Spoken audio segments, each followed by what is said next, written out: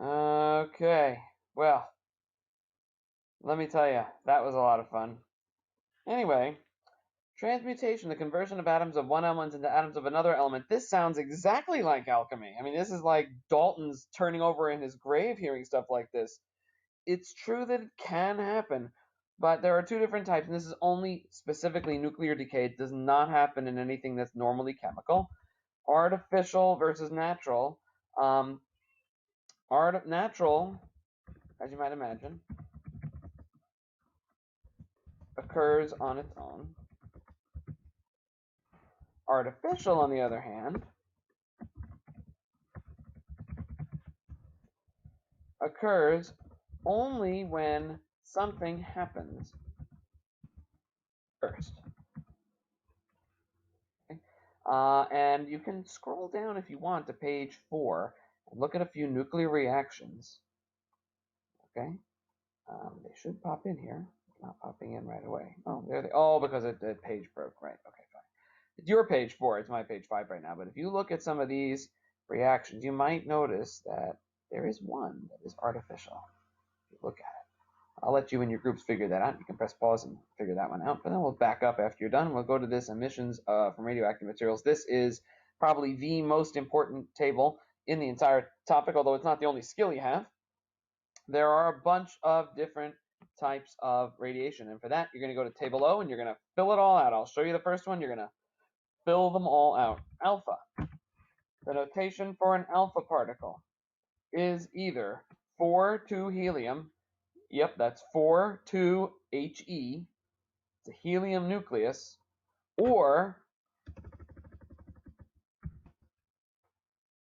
and then it would be an alpha.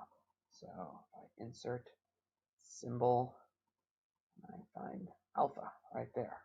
That is also the symbol for an alpha particle, and that is indeed the particle that Rutherford used. It's a helium nucleus.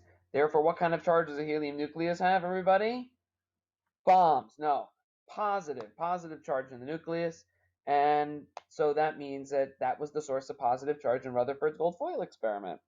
The symbol that you use is simply alpha. If you write an alpha as notation, you can write alpha with a 4 and a 2, no line, 4 and a 2, just like you would for the helium nucleus. You see it there in table O. I want you to fill them all out for beta, gamma. Next would be positron, I think. I'll do positron next anyway. Neutron and proton. Positrons are really interesting because they are a piece of antimatter. They're like a positively charged electron, which should sound very weird to you, but this unit is very weird, so that's okay. I want to talk to you a little bit about penetrating strength.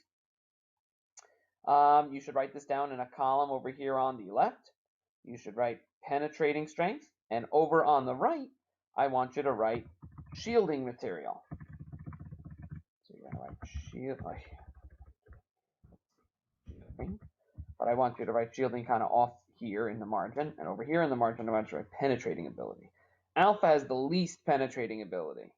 You can shield it with a piece of paper or your dead layer of skin. I'll say it again. Alpha particle, weak penetrating ability, shielding, thin piece of paper, dead layer of outer layer of skin. Betas are a little bit more. They're kind of like the middle of the road. The shielding you need could be anything from, let's say, a thin plastic credit card to the strongest beta emitters where you might need a thick piece of lucite. Lucite is like that hard, clear plastic that you might imagine a really hard, like you put in a trophy case, that kind of thing, a nice, hard, thick plastic.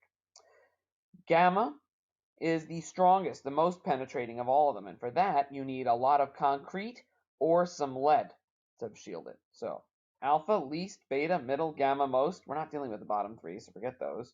Shielding, alpha, dead layer of skin or piece of paper. Beta, some thickness of plastic is enough. And gamma, you need to go to concrete or lead.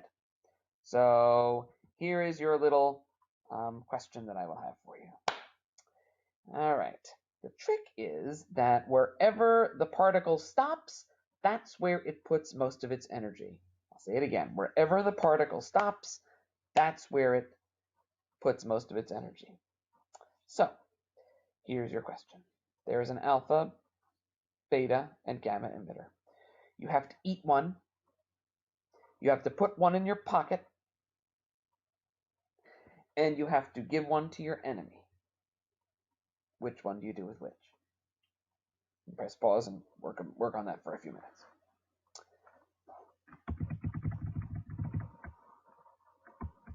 I'm just going to back up here a little bit so that the page breaks work a little bit better. Not every isotope of an element is necessarily radioactive. Review time. What is an isotope? Write down what the definition of an isotope is. If you need your group of 4, do that. That's the end of page 2. You're 20% done with the unit. An isotope of an element that is radioactive is called a, well, here's another creative term. An isotope of an element that is radioactive is called a radioisotope.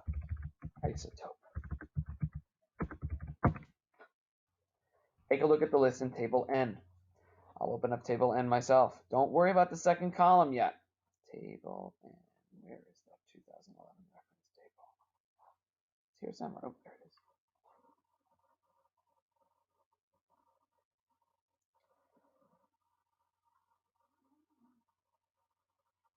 Oh, come on, load. Here we go. Table N. I want you to look that there is a list of radioisotopes and the decay mode that they have.